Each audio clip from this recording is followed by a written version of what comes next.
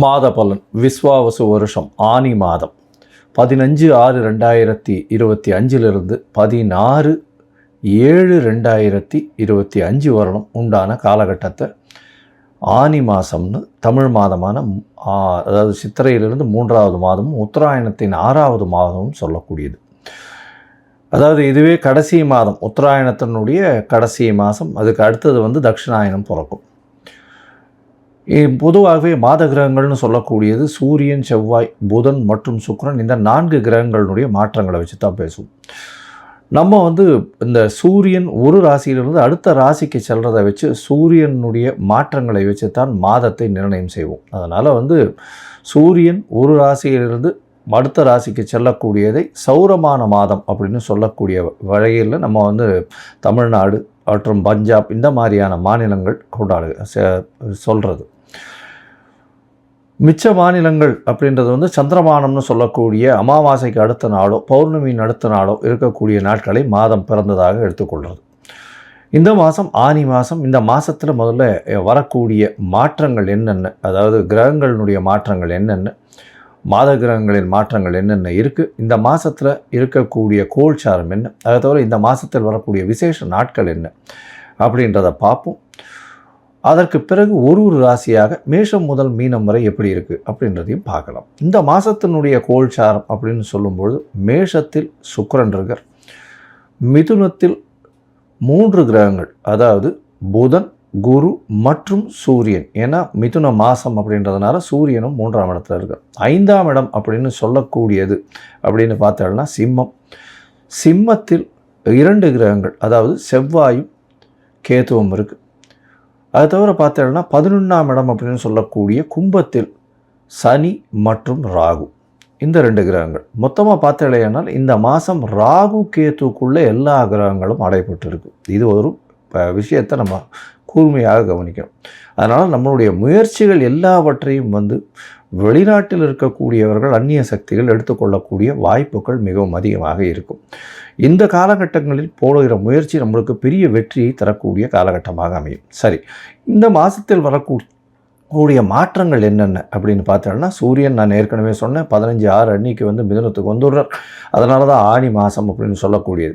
அதற்கு பிறகு இந்த மாதத்தில் 22/6/2025 அன்னைக்கு புதன் மிதுனத்திலிருந்து கடகத்துக்கு போகிறார். அதாவது அவருடைய ராசியிலிருந்து கடகத்துக்கு போகிறார் ஒரே வாரத்திலே. அதற்கு பிறகு 29/6/2025, அதாவது ஒரு 15 நாளில் ஆனி மாதத்தில் சுக்கிரன் அவருடைய சொந்த வீட்டில் போய் ஆட்சிக்கு போகிறார். அதாவது மேஷத்திலிருந்து ரிஷபத்துக்கு போகிறார். இந்த 2 மாற்றங்கள் தான் இந்த மாதத்தினுடைய பெரிய மாற்றங்களாக இருக்குது. மிச்சப்படி எல்லாமே வருட கிரகங்கள் அதே இடத்துல இருக்குது, அதெல்லாம் ஒன்றும் பிரச்சனை இல்லை. அதை தவிர செவ்வாயும் மாற்றம் இந்த மாதம் இல்லை.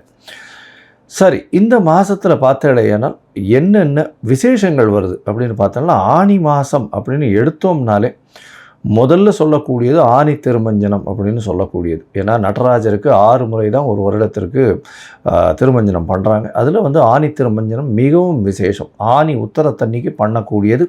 இந்த ஆனி உத்தரம் அப்படின்னு சொல்லக்கூடியது 1/7/2025 அன்னைக்கு வருது. அதை தவிர பார்த்தடையானால் இந்த மாதத்தில் ஆனி கேட்டை ரங்கநாதருக்கு திருமஞ்சனம், அதாவது ஜேஷ்டாபிஷேகம்னு சொல்லக்கூடியது. இந்த ஆனி கேட்டை அப்படின்றது 8/7/2025 வருது. அதற்கு பிறகு பார்த்தீங்களேனால் இந்த மாதம் ஆனி மகம் மிகவும் விசேஷமான நாள். இப்போ இருக்கக்கூடிய அழகிய சிங்கர் 46வது பட்டத்தின் அழகிய சிங்கர் ரங்கநாத யதீந்திரர் அப்படின்றவர்.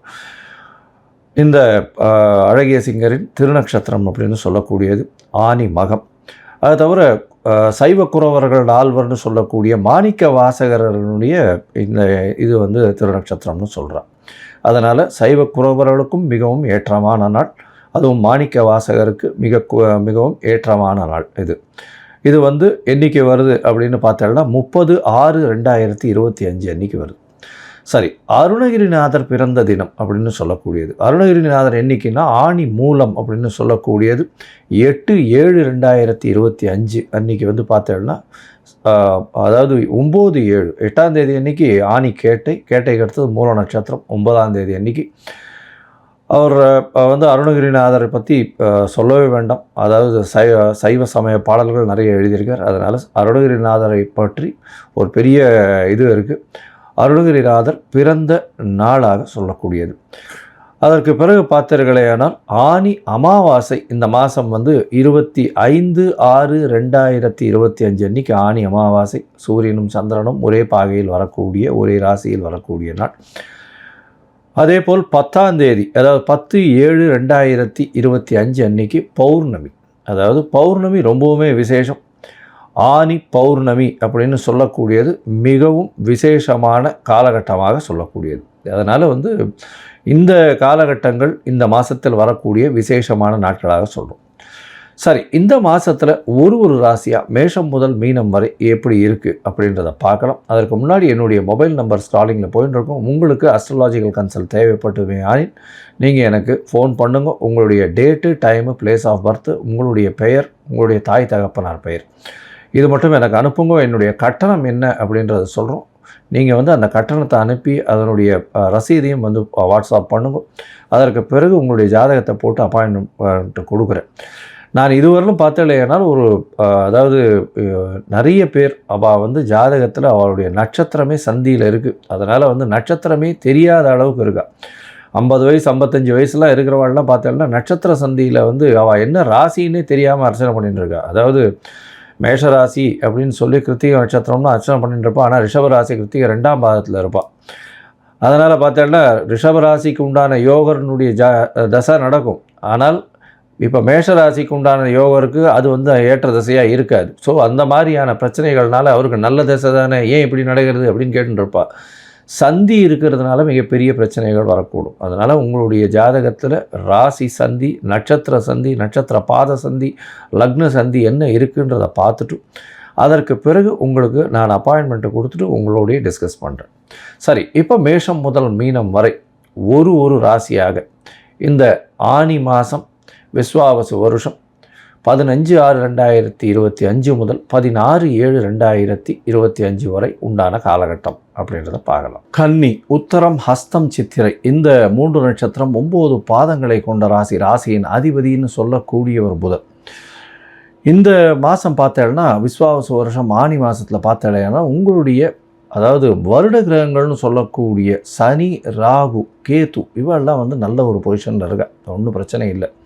ஆனால் குரு 10ஆம் இடத்துல இருக்காரே சார் அப்படின்னா, குரு 10ஆம் இடத்துல இருக்கிறதுனால தொழிலில் மாற்றங்கள் அமையும், புதிய வேலை அமையக்கூடிய வாய்ப்பு உண்டு. இந்த மாதத்தில் பார்த்தீங்கன்னா பொதுவாகவே மாத கிரகங்கள் அப்படின்னு சொல்லக்கூடிய சூரியன், செவ்வாய், புதன் மற்றும் சுக்கிரன் இந்த 4 கிரகங்களினுடைய மாற்றத்தை வச்சு தான் இந்த மாதத்தினுடைய பலனை சொல்லுவோம். இந்த மாதத்தில் பார்க்கும்பொழுது உங்களுடைய ராசிக்கு அதாவது 6ஆம் இடத்துல சனியும் ராகுவும் இருக்கிறதுனால எல்லா விதமான போட்டிகளிலும் வெற்றி பெறக்கூடிய வாய்ப்பு. அதை தவிர பார்த்தீங்கன்னா உங்களுக்கு புதிய வேலைகள் கிடைக்கக்கூடிய வாய்ப்புகள் நிச்சயமாக உண்டு. உங்களுடைய ராசிக்கு பார்த்தோன்னா 2, 9 அதிபதினு சொல்லக்கூடிய சுக்கிரன், அதாவது குடும்பாதிபதி, அவர் 8ஆம் இடத்துல மறைஞ்சிருக்கார். இந்த இவ்வளவு நாளாக பார்த்தோன்னா குடும்பாதிபதி 8ஆம் இடத்துல மறையிறது அது அந்த அளவு விசேஷத்தை கொடுக்காது. இருந்தாலும் குடும்பஸ்தானத்தையே, அவருடைய ஸ்தானத்தையே அவர் பார்க்குறார். இதை விட பார்த்தேனால் ஒரு 15 நாள், அதாவது 29/6/2025 அப்புறம் பார்த்தேன்னா உங்களுடைய ராசிக்கு 9ஆம் இடத்துலையே சுக்கிரன் வந்துடுறார். 9ஆம் இடத்துல சுக்கிரன் வரும்பொழுது உங்களுக்கு ஒரு பெரிய ஏற்றத்தை கொடுப்பார். திடீர் பாக்கியத்தை கொடுக்கக்கூடிய வாய்ப்புகள் உண்டு. அதாவது நீங்கள் எது நினச்சிட்டு இருக்கீங்களோ அது நிச்சயமாக நடக்கக்கூடிய காலகட்டமாக அமையக்கூடிய வாய்ப்புகள் 29/6/2025 மேலே சுக்கிரன் மாறினதுக்கப்புறம் திடீர் மாற்றங்கள் உங்களுக்கு வரும். இந்த மாதத்தில் உங்களுக்கு பார்த்தடையானால் புதன் உங்களுடைய ராசிநாதன் 10ஆம் இடத்துல இருக்கார். அதனால் என்னதான் குரு இருந்தாலும் ராசிநாதனான புதன் ஆட்சி பெற்று போயிருக்கிறதுனால அவருக்கு அங்கே ரொம்ப ஒரு பவர்ஃபுல்லான பொசிஷன் இருக்கும். அவர் பெரிய ஏற்றத்தை நிச்சயமாக கொடுப்பார். உங்களுடைய செய்யக்கூடிய வேலையில் என்ன ஒரு பிரச்சனைகள் வந்தாலும் அதை சுமூகமாக அதை ஹேண்டில் பண்ணக்கூடிய வாய்ப்புகள் உங்களுக்கு உண்டு. அது தவிர பார்த்தீங்கன்னா புதன் 11ஆம் இடத்துக்கு 22/6/2025 வரார்.